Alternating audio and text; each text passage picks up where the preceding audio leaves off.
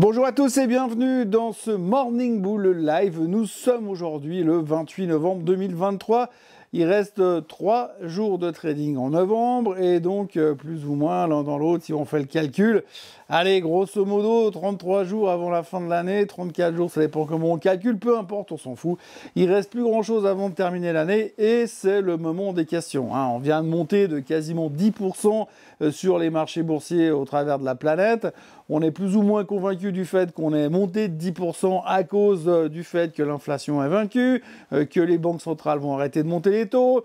Bref, on est plutôt sûr de ça, sauf que maintenant on est un petit peu là suspendu au milieu de nulle part en se disant bon, qu'est-ce qu'on fait maintenant? Alors effectivement, il n'y a pas grand-chose à attendre. On revient d'un long week-end aux États-Unis.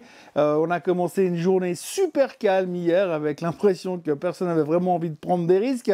Et puis là, on va, comme d'habitude, se préoccuper des chiffres qu'on va attendre pour la fin de la semaine, puisqu'on a le PCE qui sortira jeudi, mais aussi l'inflation en Europe. Et donc ça, c'est notre obsession du moment. Vous savez, comme souvent, on a ces moments où on se dit « Ouais, là, il y a un chiffre qui va sortir. » Et celui-ci, dès qu'on saura ce que c'est comme chiffre, on pourra enfin savoir où on va aller après. Alors, comme on fait à chaque fois, à chaque meeting de la Fed, à chaque publication du CPI, à chaque publication du PCE, à chaque publication des NFP, à chaque publication trimestrielle, à chaque saison des résultats trimestriels, on pense que cette fois, on va savoir que ce sera différent. On aura de l'information qui nous permettra d'aller plus loin. Donc on est exactement dans cette situation, on attend jeudi parce que jeudi on saura. Bon, aujourd'hui on aura 2-3 trucs, comme le climat de consommation en Allemagne, comme le consumer confidence, la confiance du consommateur aux États-Unis. Et puis surtout, on aura pas mal de banquiers centraux qui vont commencer à parler. Aujourd'hui, on a Bowman, on a Waller, on a Lagarde, qui vont nous donner une incentive de l'avenir, de là où on va. Et puis peut-être qu'avant jeudi, on saura ce qui va se passer pour les 28 prochains mois à venir. Non, je rigole, mais il est vrai qu'aujourd'hui, on est dans une situation où on attend pour savoir où on va, puisqu'on est quand même monté très vite, très fort, très haut. Et puis là, on se dit, et qu'est-ce qu'on fait maintenant ?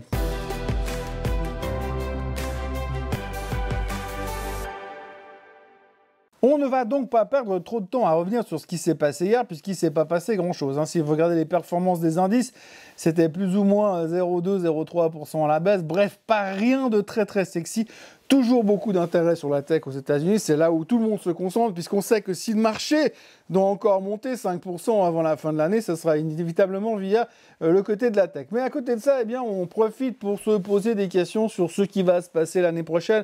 Vous le savez, le mois de décembre, c'est un peu la période où tout le monde commence à affûter ses prévisions pour commencer à faire des grands calls d'ici les 15 prochains jours pour dire oui, en 2024, on ira là-bas. Alors le consensus de 2024, là, aujourd'hui, là, maintenant, tout de suite, c'est plutôt du style, ça va monter. La question, c'est de combien Je veux dire, ça va entre 10 et 25% quand vous regardez les recommandations des analystes basées sur des statistiques, basées sur le fait que l'inflation va s'effondrer, les taux vont chuter et donc il n'y aura plus qu'à acheter le marché. Évidemment, il y aura un soft landing, donc il n'y a pas de souci à se faire au niveau de la récession. Les analystes sont donc hyper confiants et hyper certains que tout va bien se passer ces prochains temps.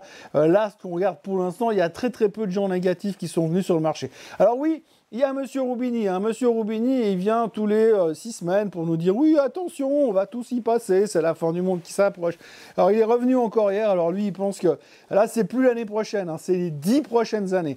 Alors, les 10 prochaines années, selon Monsieur Roubini, vont être catastrophiques. Pourquoi? Eh bien, parce que l'inflation n'est pas morte et que l'inflation va commencer à remonter là, tout soudain, bientôt. Alors, pour lui, l'inflation va remonter avec une moyenne autour des 5% d'inflation, loin des 2% que la Fed attend. Donc, la Fed va devoir monter les taux à 7,5.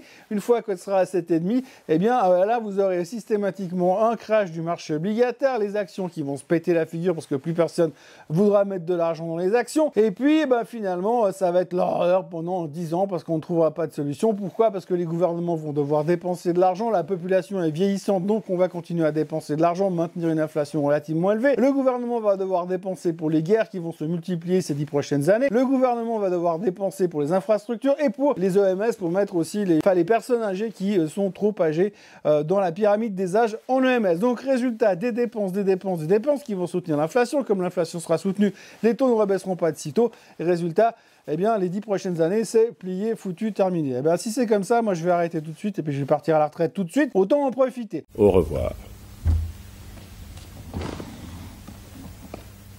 Non, je plaisante bien sûr, mais en gros, c'est un peu ce que M. Roubini nous a dit hier. Les 10 prochaines années seront complètement pourries. Alors rassurez-vous, la bonne nouvelle au milieu de tout ça, c'est que Roubini, il est faux depuis 2007. La dernière fois qu'il était juste, c'était dans la crise des subprimes, et puis depuis, il se gourre et il s'entête à dire que de toute façon, c'est foutu et qu'on s'en sortira jamais. Donc, on va dire que c'est plutôt une bonne nouvelle de ce côté-là. Il y a aussi un sujet qui devient un tout petit peu plus entêtant sur les marchés en ce moment, c'est la faiblesse de la volatilité et cet excès de confiance qu'on a sur les marchés.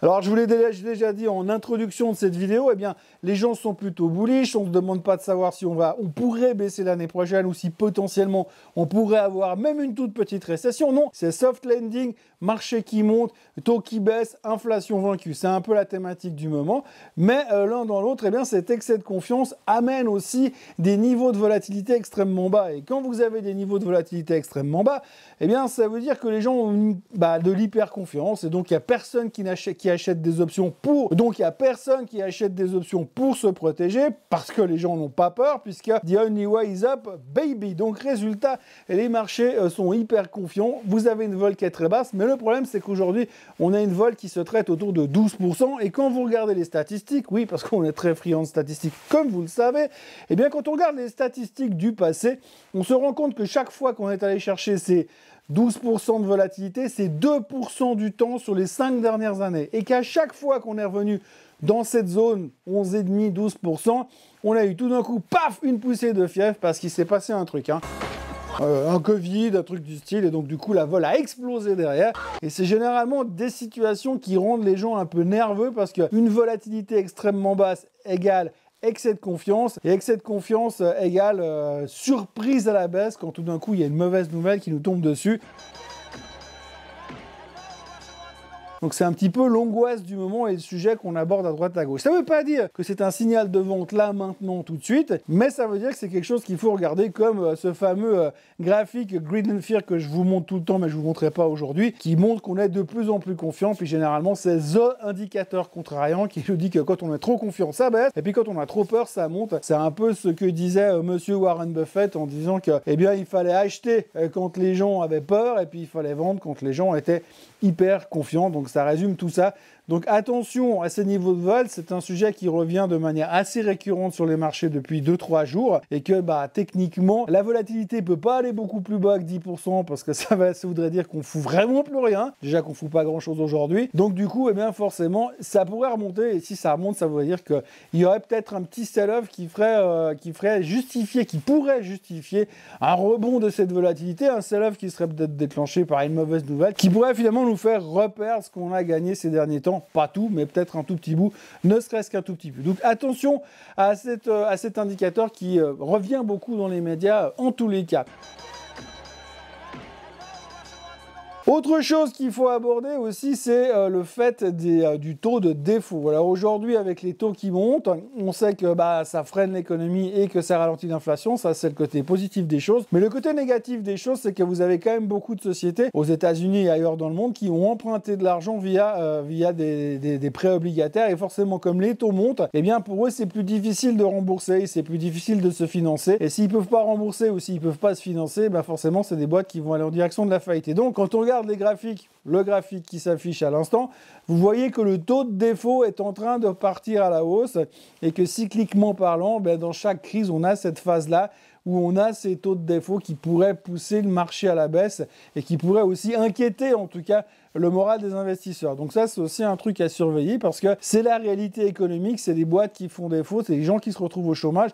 Alors vous me direz, oui, mais ça va ralentir le marché de l'emploi et donc c'est ce que la Fed a envie, c'est vrai. Mais c'est toujours la même chose, c'est l'inertie que ça va déclencher sur le marché, puisqu'à un moment donné, quand tout va mal, eh bien cette inertie, il faudra l'inverser, donc il faudra commencer à baisser les taux. Mais c'est toujours la même chose avec cette image du paquebot. Quand vous arrivez à 35 nœuds à l'intérieur d'un port, si vous n'avez pas commencé à freiner 4 km avant, il y a de fortes chances que vous couliez à l'intérieur du port en vous fracassant à l'entrée du port en question. attention à cet effet d'inertie qu'on pourrait retrouver dans les marchés financiers à cause du fait que finalement, eh bien, à un moment donné, il faudra aussi redonner du mou après avoir serré la vis. Et ce taux de défaut est une préoccupation du moment. Donc aujourd'hui, si on regarde un petit peu les attentes du marché, eh bien, on est tous concentrés sur jeudi. Jeudi, il y aura donc le PCE, il y aura donc le CPI. Et ces deux chiffres semblent être les chiffres clés. Pourtant, si on réfléchit un tout petit peu plus loin que le bout de notre nez, eh bien, on se dit que quand on voit ce qui s'est passé ces derniers temps, quand on voit la baisse du pétrole qui est toujours autour des 75 $ pour l'instant, quand on voit que pour l'instant le prix de l'essence aux États-Unis est au plus bas depuis 2 mois, eh bien on peut s'attendre que cette composante globale garde l'inflation, les chiffres de l'inflation bas, et c'est pas parce qu'on a eu, c'est pas parce que le PCE va sortir ce jeudi qui va être complètement différent du CPI qui est sorti il y a 15 jours. Il faut juste être un tout petit peu, faire un peu de réflexion. Il serait étonnant que les données du PCE disent le contraire de ce que le CPI nous a sorti, ou alors je ne comprends plus rien à l'économie mondiale. D'ailleurs, je ne comprends pas grand-chose d'habitude, mais là, voilà, ce serait quelque chose quand même assez surprenant. Néanmoins, on est vraiment concentré là-dessus, et quand on voit la volatilité aujourd'hui, et quand on voit ce qui se passe sur les marchés ce matin, le futur est en hausse de 0,04%, on sent que c'est super excitant, et puis qu'on a juste envie d'avoir un argument suivant pour se dire, bah oui, mais dès qu'on sort à ça, ça ira mieux. Pas forcément que ça va nous changer la chose, mais en tous les cas, il y a plus de chances que jeudi, on soit confirmé dans le fait qu'effectivement, l'inflation soit vaincue, et que ça nous rassure et que ça nous donne peut-être une occasion d'aller chercher un petit peu plus haut sur les marchés financiers. Allez savoir, parce que là, on a quand même besoin d'un certain catalyste, surtout qu'on a été très vite très haut, et que maintenant, il faut quand même savoir quelle direction prendre. Alors, les plus prudents sont en train de se dire, oui, peut-être qu'on va juste zigzaguer à ces niveaux-là, et puis on verra ce qu'on va faire l'année prochaine, mais l'année prochaine, ce serait une année facile, puisque année électorale, tout le monde est super bullish, et que rien ne devrait nous arriver. À moins que M. Robinet ait raison. Voilà ce que l'on pouvait dire en ce mardi matin pluvieux sur les marchés financiers. Moi, je vous encourage à vous abonner à cette chaîne, à la chaîne Swissquote en français, à liker cette vidéo et à venir me retrouver demain matin pour un nouveau Morning Bull Live. Passez une excellente journée et puis à demain. Bye bye.